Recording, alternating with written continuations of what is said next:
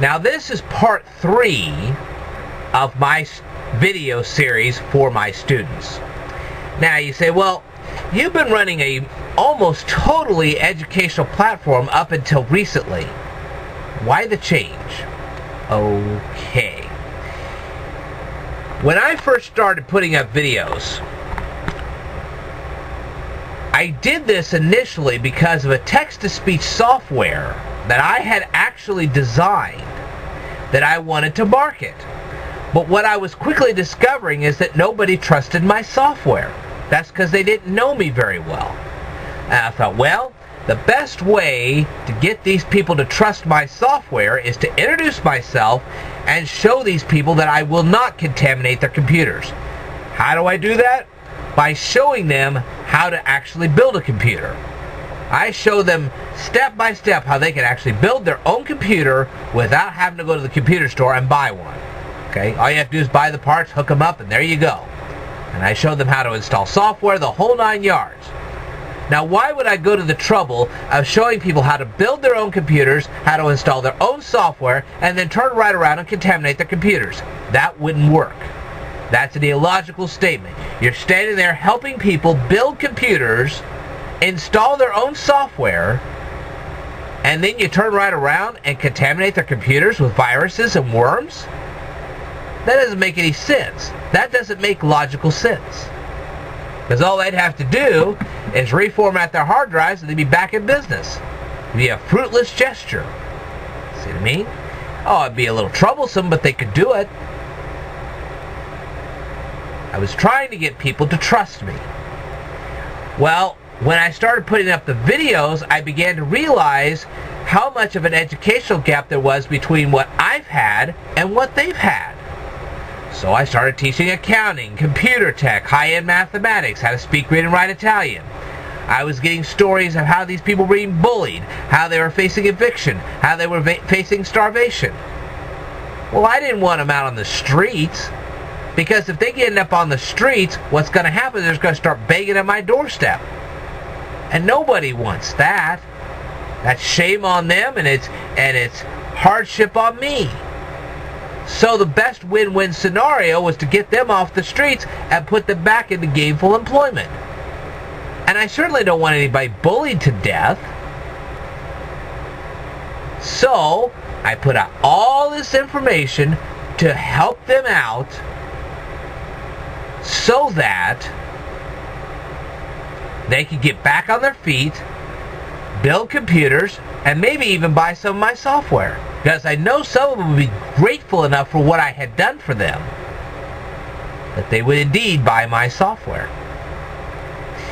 Only problem was that nobody was really noticing these videos. Oh, we had a few, and the word was starting to get around. But it wasn't getting around nearly fast enough. If you don't believe me, look what happened to Amanda Todd. I could have helped her. Really, I could have. But because she didn't know about me, she didn't get the help she needed at the time she needed it the most. So I thought, well, what is one good way to finally get people to start noticing me? Well, I tried flattery. Let me tell you what flattery will get you. A 2-liter bottle of Pepsi. You say, well, how do you know this? Because one time I was at a celebration around Lake Decatur, and they were throwing out these Frisbees, and whoever caught the Frisbees got a free 2-liter bottle of Pepsi. So I used a little flattery. I got up to the front of the line. I caught the Frisbee. I got the Pepsi. So I know I can get you a 2-liter bottle of Pepsi, but it won't get you much else. Trust me, and it certainly doesn't get you ratings. However, I did figure out one thing. That if you take a great big rod and you shove it up a hornet's nest, a lot of people are going to come out and they're going to sting you. And this happened with How to Disturb Reality. So I thought, well, the best way is to find videos, public videos, not some 2-bit private video, but I mean a real public video, something that thousands of people had actually seen, that was so full of blatant errors that all you had to do is shove that rod up that hornet's nest and you'd get responses. Some positive, some negative. Some people would agree with you, a lot of them probably wouldn't. And you know what? It's been very effective. And it's worked. I mean, just look at the subscriber numbers. It jumped from 400 to 630. Because some people figured out what I was really trying to do, and the rest of them were just trying to bug the daylights out of me. Either way, the word was getting around at long last, the speed learners out there. And for those that I was trying to help, they figured out the reason I was out there. They actually took the time, checked out my channel, and figured out why I was there. Now, here's the next problem we run into. A lot of them say, well, why did you bother me with this video? Because I would send out these video responses to certain videos. And I had to be careful which ones I picked. What I was picking was videos that were so full of egregious errors that anybody with at least a high school degree would figure out that these videos were pathetic. So, I took my rod and I shoved it up those videos. And I wasn't disappointed in the least. So how do I pick these videos out? Okay. Let's take Dan Brown. Okay, this is the same Dan Brown. Now think about this. Alright, now we're going to take this one step at a time here. When you have a round blueberry pie, and you have 6 people that want a slice of that pie, and each one of them wants the same size slice as their fellow human being. Okay? So, you have person A, person B, person C, person D, person E, and person F. And person A wants a slice of that pie that is equal to the size that will be given to person B. Well, which do you do? Do you divide up the people, or do you divide up the pie? Well, of course, naturally, you're going to divide up the pie into 6 equal slices so that every single person from person A to person A, B, C, D, E, F, okay, from person A to person F, every one of those people are going to receive the same amount of pie because you sliced up the pie that way. But if we were to go by that analogy and what Dan Brown said about file sharing, we wouldn't divide up the pie, we'd divide up the people. That's blatantly stupid. Anybody that has had any accounting whatsoever, has even tried to balance a checkbook, would realize that's stupid. That was part of the reason why I went after him. Now, another reason why I went after him was something that I discussed with Michael Giovinco. And he and I agreed on a couple of things. One, there are people that develop an addiction, literally an addiction to expletives, just like drugs and just like, well, even sex. I hate to say it, but they develop an addiction to sex. They can even develop an addiction to anger. You can develop an addiction to anything. That's just a fact. And no matter what you've developed an addiction to, you can have it. You can develop a bad habit for anything. Shoot, even I have a bad habit of biting my nails. Thankfully, I keep my hands super clean. Okay? But you can develop a bad habit or even an addiction to anything. So, when he stood there and was trying to glorify expletives, what Michael Giovinco and I agreed on was that there are some people that are so prone to addiction that when they start using expletives, it's next to impossible to stop. And when that happens, you can end up losing your job, and you could also end up losing your relationship. You could have a divorce over this. That's a fact.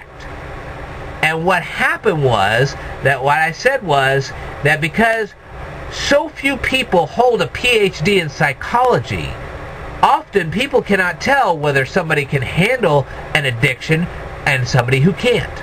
And because you don't know which ones are prone to addictions and which ones are not prone to addictions, it's best not to use expletives on a regular basis, because they can develop that bad habit and then they can lose their relationship, they can lose their job, and they can actually blame you because you got them started.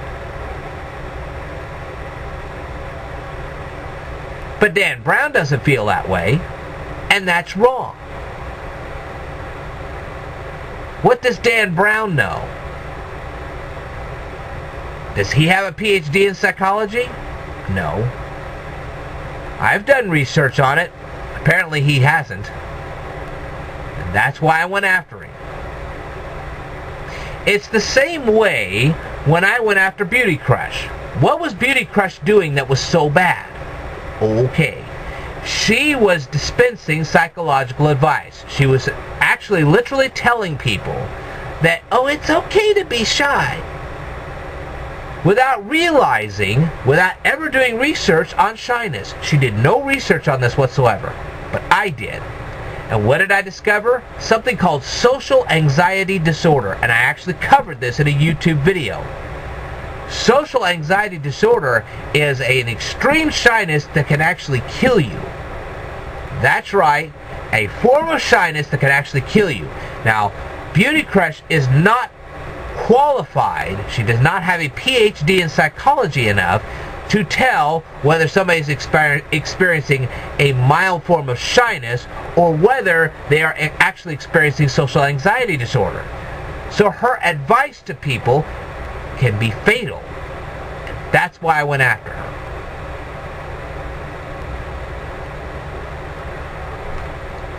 So there was really two benefits to what I did, especially with her. One, I may have saved thousands of people's lives by making them aware that there is a difference between mild shyness and social anxiety disorder, while at the same time, I got myself a whole ton of ratings.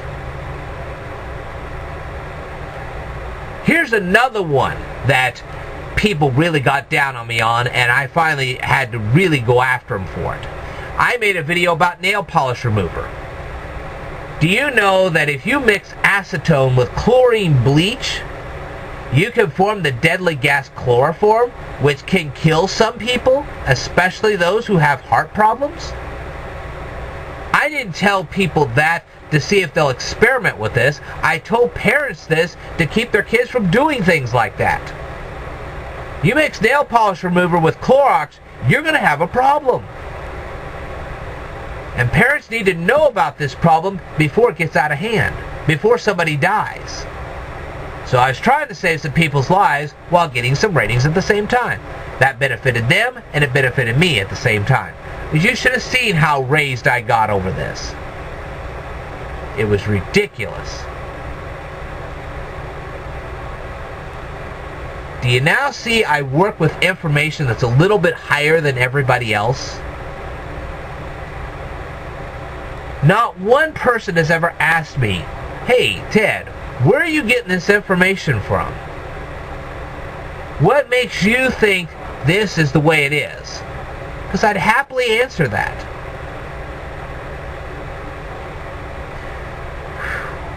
Anyway, I'm going to stop this right here because there's another topic I'm going to cover, and as soon as you see that, you'll begin to understand why I do what I do. Alright, I will tell you more in my next video. Stay tuned.